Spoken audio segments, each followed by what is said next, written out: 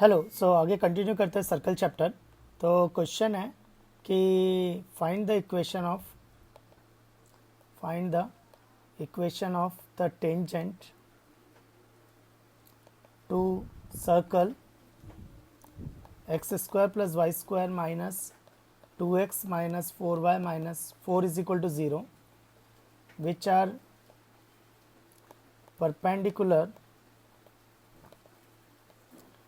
perpendicular to 3x minus 4y minus 7 is equal to 0। तो इस question में क्या हो रहा है कि देर इज़ अ सर्कल। तो ये एक सर्कल दे रखा है और ये कोई लाइन है और ये लाइन की इक्वेशन है 3x minus 4y minus 7 is equal to 0। तो इस क्वेश्चन में क्या किया है कि इस लाइन के परपेंडिकुलर जो सर्कल को टच करे, इस लाइन के परपेंडिकुलर जो सर्कल को टच करे तो उस लाइन की इक्वेशन निकालनी है। तो लाइन के परपेंडिकुलर और सर्कल को टच करे तो देखो लाइन के परपेंडिकुलर इक्वेशन कैसे होती है, एक्स और वाई का कोफिशिएंट इंटरचेंज हो जाएगा। तो यानी 4x और माइनस तो ये माइनस 4x और इधर हो जाएगा 3y। तो क्योंकि यहाँ पर x का कोफिशिएंट है 3 और माइनस 4, तो यहाँ पर x और y का कोफिशिएंट इंटरचेंज हो जाएगा। तो x का कोफिशिएंट 3 और y का कोफिशिएंट माइनस 4 इंटरचेंज हो गया और y के कोफिशिएंट को माइनस से मल्टीप्लाई कर दो। तो minus 4x minus 3y plus minus lambda equal to 0। मतलब ऐसा बोल सकते हैं 4x plus 3y plus lambda is equal to 0। तो अगर मुझे लैम्डा की वैल्यू मिल जाए तो मुझे ये दोनों इक्वेशन मिल जाएगी। नेक्स्ट इसमें ये मत लगा देना condition of tangency c is equal to plus minus a root over 1 plus m square, ये नहीं लगा सकते हैं। क्यों नहीं लगा सकते? क्योंकि ये स्टैंडर्ड सर्किल के लिए आते हैं और जबकि क्वेश्चन में जो हमें दिया है वो एक जनरल सर्किल है। तो जनरल सर्किल के लिए फिर सॉल्व करना पड़ेगा। तो कैसे करेंगे? तो ये लैम्डा की वैल्यू पता करनी है। तो लैम्डा की वैल्यू पता करनी है तो इक्वेशन कंडीशन क्या होगी कि सेंटर से परपेंडिकुलर डिस्टेंस रेडियस के बराबर होगा। सेंटर से परपेंडिकुलर डिस्टेंस रेडियस के बराबर होगा। सर्कल का इक्वेशन है x square plus y square minus 2x minus 4y minus 4 is equal to 0। तो सेंटर हो गया 1,2, रेडियस आ जाएगी रूट ओवर 1 प्लस 4 यानी 3। तो सेंटर से परपेंडिकुलर डिस्टेंस, तो सेंटर से perpendicular distance is equal to radius.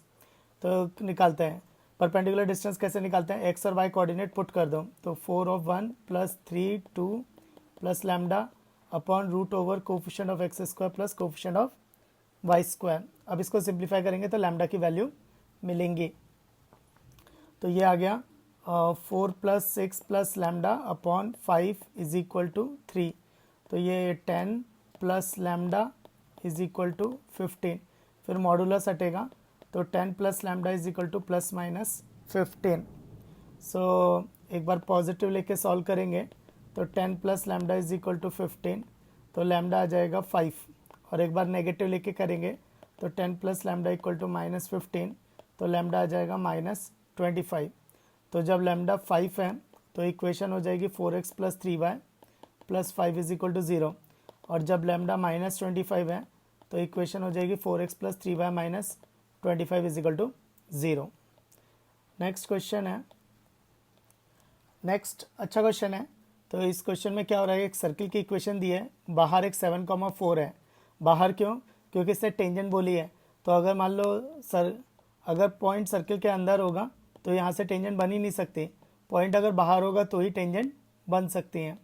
तो क्वेश्चन क्या है कि एक पॉइंट है बाहर 7,4 और ये सर्किल दे रखा है। तो ये सर्किल से इस पॉइंट से सर्किल पे दो टेंजेंट जाएंगे। तो ये दोनों टेंजेंट की इक्वेशन निकालनी है, दोनों टेंजेंट की इक्वेशन निकालनी है और जहाँ ये टच करेगी वो पॉइंट ऑफ कांटेक्ट निकालना है। तो ये पॉइंट ऑफ कांटेक्ट ए निकालना है और पॉइंट ऑफ कांटेक्ट बी निकालना है।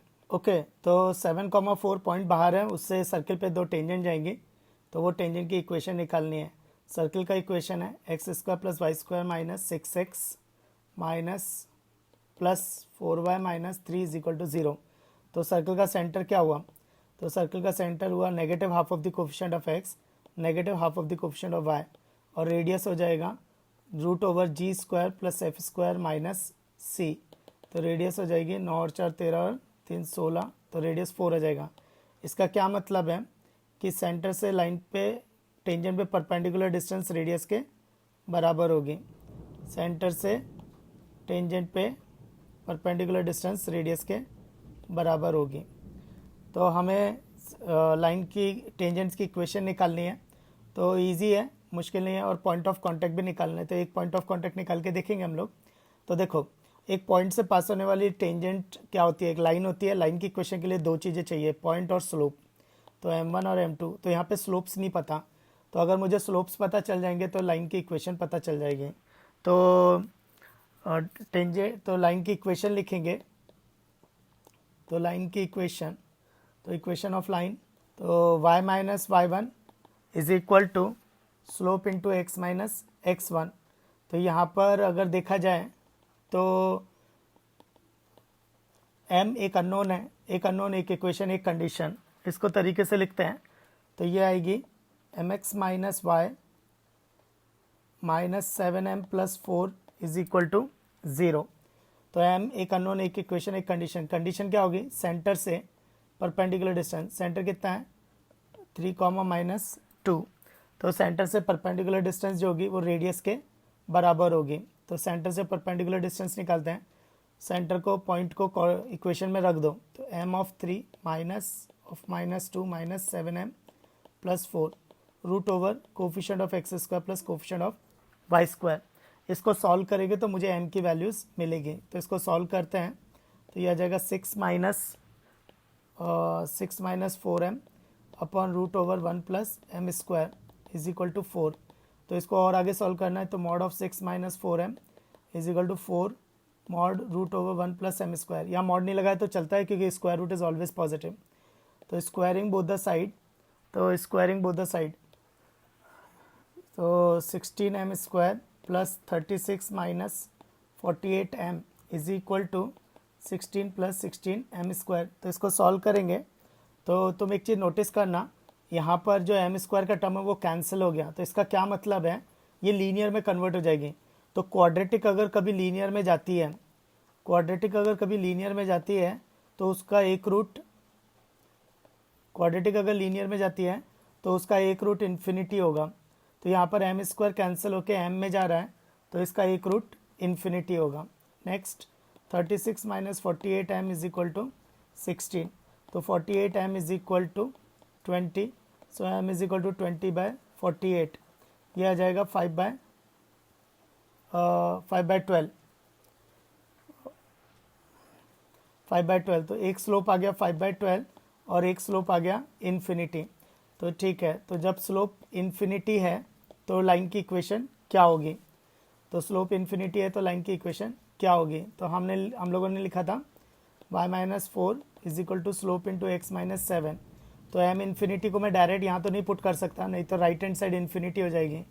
तो फिर इसको हैंडल करने का तरीका है कि डिवाइड कर दो, तो y minus 4 upon m is equal to x minus 7। अब m को इन्फिनिटी रखेंगे तो ये 0 हो जाएगा, तो x माइनस 7 इक्वल टू 0। ये एक टेंजेंट की इक्वेशन आ गई।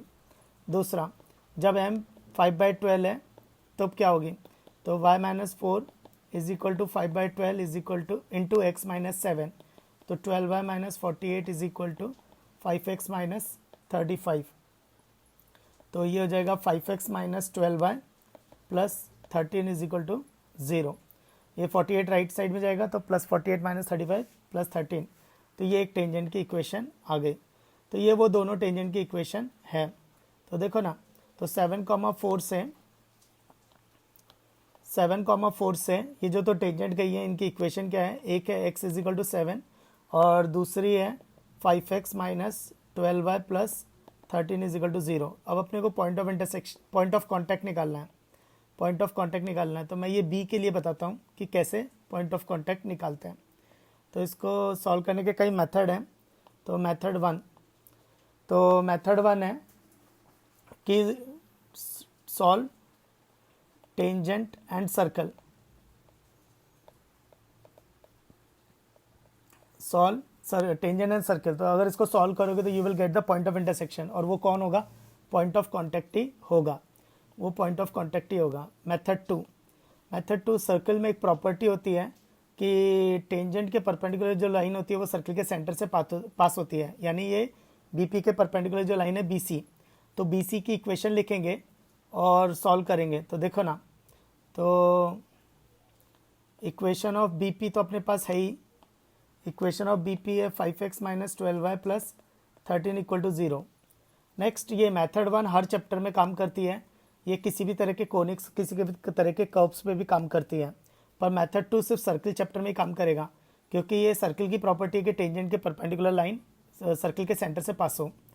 तो ये मेथड 2 सिर्फ सर्कल में ही काम करेगी। मेथड 3 भी जनरल है, तो वो हर चैप्टर में काम करेगी, and method 3 is the most important, वही अपने को सबसे ज़्यादा समझना है। नेक्स्ट, अब है इक्वेशन ऑफ बी सी निकालते हैं। तो इक्वेशन ऑफ बी सी निकालने के लिए चाहिए y माइनस y1, वो c से पास हो रही है, और c था 3 माइनस 2, c था 3 माइनस 2। तो y minus y1 is equal to slope into x minus x1, x minus x1। अब स्लोप कहाँ से आएगा, तो bp का स्लोप, तो bp का स्लोप था 5/12, तो bc का स्लोप हो जाएगा नेगेटिव रेसिप्रोकल माइनस 12/5। तो ये 5y plus 10 is equal to minus 12x plus 12 into 3 36। इसको तमीज़ से लिखा तो 12y plus 5x 12x plus 5y minus 26 is equal to 0। तो यहाँ पर ये दो इक्वेशन आ गई हैं, एक बीपी और बीसी की। तो पहली इक्वेशन थी 5x minus 12y plus 13 is equal to 0, और दूसरी इक्वेशन है 12x plus 5y minus 26 is equal to 0। इन दोनों को अगर सॉल्व करेंगे तो x और y की वैल्यू आएगी। तो x की वैल्यू आती है 19/13 और y की वैल्यू आती है 22/13। तो इसका मतलब वो जो b पॉइंट ऑफ कॉन्टैक्ट है वो होगा 19/13, 22/13। So this is the answer.